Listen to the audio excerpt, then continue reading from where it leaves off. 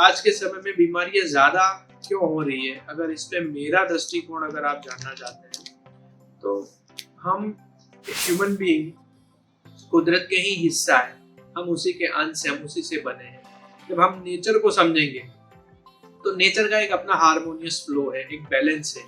एक हार्मनी है अपने आप में, और उसी हार्मनी के साथ हमारा जन्म हुआ है। हम भी एक हार्मनी में रहते हैं, एक बैलेंस में रहते हैं। हमारे हिंदू संस्कृति के हिसाब से जब आप देखोगे तो हम 5 तत्वों के बने हुए हैं: हवा, पानी, अर्थ, स्पेस, फायर। तो जब आप पांचों तत्वों को देखोगे तो मैंने मेरे डीप स्टडी में इन पांचों को रिलेट किया है हमारे 5 वाइटल ऑर्गन्स के साथ। हमारे 5 वाइटल ऑर्गन को जब आप देखोगे तो हमारा जो ब्रेन है वो फायर को रिफ्लेक्ट करता है, हमारा हार्ट है वो स्पेस को रिफ्लेक्ट करता है, लीवर अर्थ को करता है, किडनी पानी को करता है, वाटर को करता है, और लंग्स को देखो तो एयर को करता है। 5 वाइटल ऑर्गन है हमारे बॉडी में जो सबसे मुख्य रोल प्ले करते हैं, और ये पांचों उसी 5 तत्वों को रिफ्लेक्ट करते हैं जिससे हम बने हैं अकॉर्डिंग हिंदू संस्कृति या हिंदू जो दृष्टिकोण है। तो मैं ये क्यों ये पॉइंट को लेके आया, क्योंकि ये पांचों चीज भी कुदरत का ही अंश है, ये अपने आप में बैलेंस लेके चलते हैं, इनका खुद का भी एक हार्मोनियल मैकेनिज्म है। इंसान बीमार क्यों पड़ता है, तो ऑलरेडी हम बैलेंस वाली चीजों के साथ ही बने, हम ऑलरेडी बैलेंस में हार्मनी में रहते हैं, लेकिन हमारा जो एंगल है लाइफ को देखने का या जीने का, या फिर हमारा फूड का पैटर्न है, या फिर हमारे सराउंडिंग में वो सारी चीजें हैं, टेक्नोलॉजी हुई या रेडिएशन हुआ, ऐसे कई केमिकल्स है, रेडिएशन है, फूड है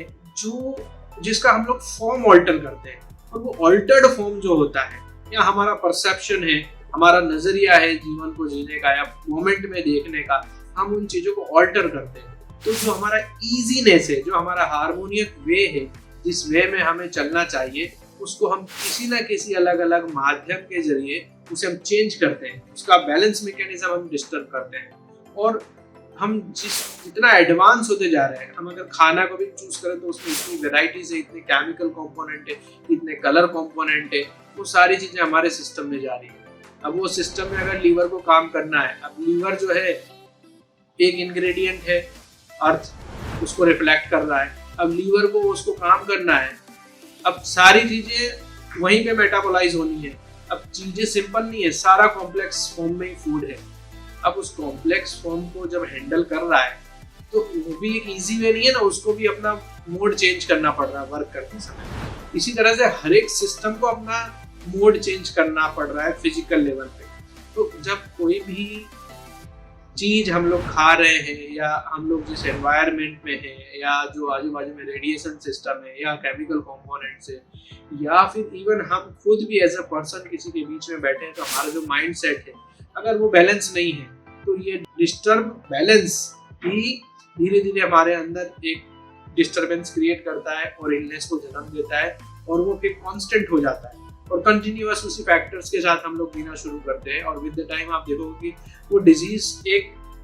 बड़े फॉर्म में कन्वर्ट हो जाती है, एक इनक्यूरेबल डिजीज हो जाती है, या एक ऑटो इम्यून डिजीज में कन्वर्ट हो जाती है, या जिस ऑर्गन पे ज्यादा प्रेशर पड़ रहा हुआ ऑर्गन डैमेज होना शुरू कर देता है। और ओवर अ पीरियड क्या होता है कि भाई वो इलनेस अब ऐसी हो गई कि अब वो ठीक नहीं हो रही,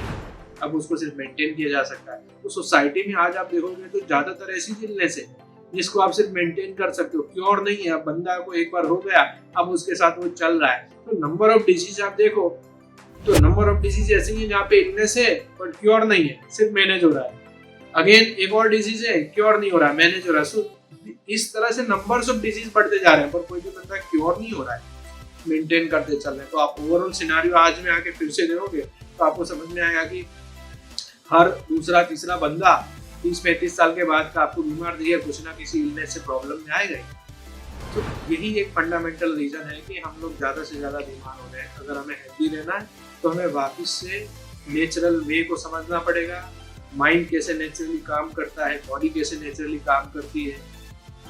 what is the universal phenomena. उस फिनोमिना के साथ हम जितना ट्यून रहेंगे, जितना मोमेंटरी रहेंगे, और जितना राइट वे में चीजों को करना शुरू करेंगे, उतना हम ऑटोमेटिक बैलेंस बनते जाएंगे, हार्मनी में आते जाएंगे, और हम पाएंगे कि हम धीरे धीरे हम ऑटोमेटिक स्वस्थ होने लगेंगे। और इस स्वस्थ करने में बहुत सी ऐसी मेडिकल साइंस है हीलिंग प्रोसेसेस है, मेडिटेशन है, कई ऐसी पद्धतियां हैं